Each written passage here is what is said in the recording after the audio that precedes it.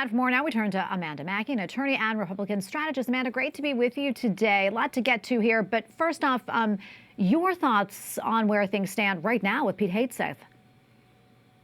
Well, I don't have any senators saying that they are not supporting him on the Republican side. So very different than what we experienced just a few weeks ago before the holidays with the Attorney General nominee, Matt Gaetz. So I think these senators are willing to give a chance to Pete Hegseth to demonstrate why he is best equipped to take on this role of managing 3 million employees, civilians, and military. And that is the role of the United States Senate. That is the role of every senator, is an advice and consent role. And, the Democrats are going to do what they do, but the Republicans here are going to, I think, give him a chance to explain himself and go from there.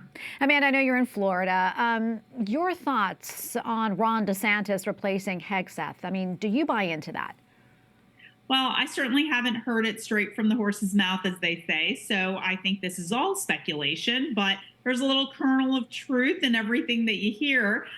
So I would say that Ron DeSantis is someone who is perfectly equipped to handle the Department of Defense. He obviously has been an officer in the military, served in a JAG role. He's been an executive of the third largest state in the United States, managing 22 million people, certainly a lot of hurricanes this year, very devastating hurricanes under his watch.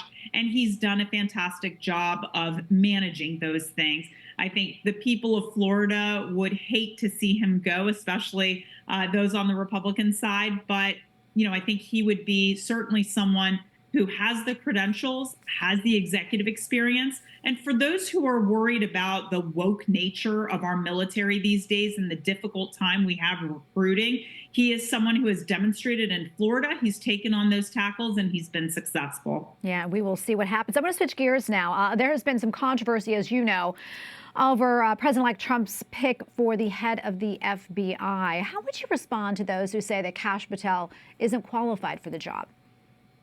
Well, certainly you've seen other members in the Biden administration, namely the head of the Department of Transportation, who has never been qualified to head that agency up. But, he still got confirmed and people still gave him a chance. Kash Patel has not only been a public defender, he is someone who has had multiple roles in the previous Trump administration and very high up roles, very senior roles.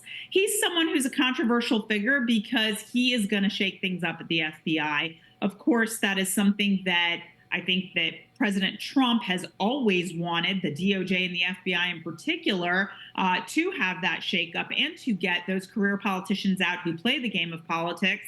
And Kash Patel is the best person to do it. But look, when you're controversial, people are going to go after you. But again, I would say no senator in their role, they're the only ones that matter. They're the ones that get to decide. No one has said anything ill of Kash Patel on the Republican side, that they would not support him. So again, they take this role very seriously. Their role of advice and consent, they're to go through all the documents. That's why they're in the United States Senate.